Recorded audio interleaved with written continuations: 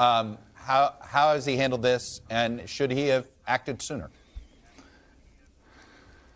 Well, clearly there's a lot of information that still is to come out, but the president and the United States military did what they did that is, in my opinion, very just and very defensible.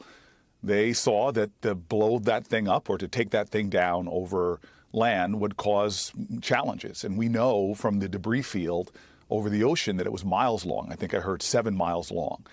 And so the president himself said, I ordered it to be taken down. The military made a thoughtful decision, and I trust the United States military. Would you have canceled that trip to Beijing like Secretary Blinken did? Was that the right call? I want to make one more point about this. I think it's problematic when for Democrat or Republican have one standard for one president and another standard for another president. Mm-hmm. We should remember that this is now known to have happened under the Trump administration multiple times. And so to create another standard for Biden, when Trump, it seems, allowed this to go over the United States, is just a bit hypocritical. We are in a position where we have a global contest going on. Chinese espionage, not just against potentially our country as a whole, but also companies, Chinese activities right now with Taiwan.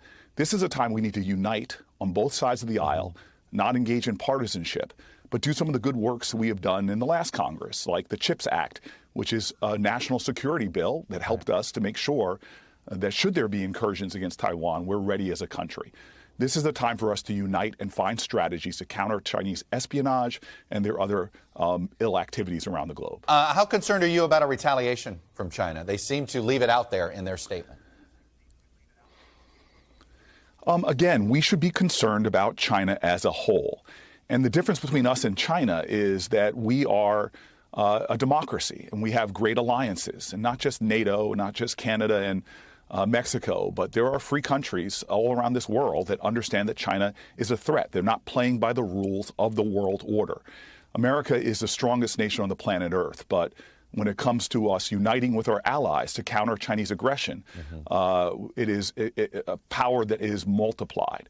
It is really important to understand. I remember when President Trump put sanctions on China. He also used a national security waiver to put the same sanctions, to put similar sanctions on Canada. We don't need to be pushing our neighbors away. We need to be uniting in a front of democracies to create a more rational world order that has a lot more power in controlling Chinese aggression. Thanks for watching our YouTube channel. Follow today's top stories and breaking news by downloading the NBC News app.